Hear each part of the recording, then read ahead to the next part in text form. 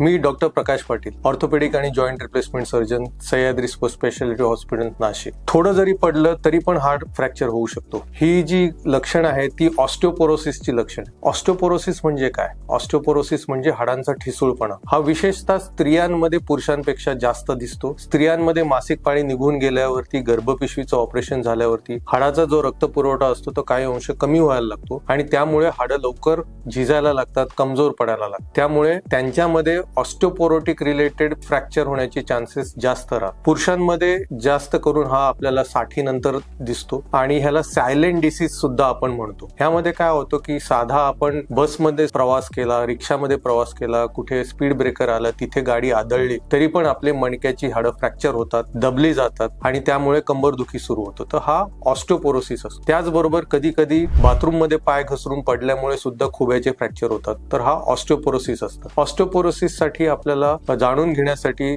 रक्ताची सिंपल तपासणी करायची आहे, बोन मिनरल डेन्सिटी करायची आहे आणि एक्सरे तपासणी करायची. त्यावरून आपण हा आजार जाणून घेऊ शकतो आणि त्याचे योग्य ट्रीटमेंट केल्यामुळे आपण हा आजार टाळू शकतो. धन्यवाद.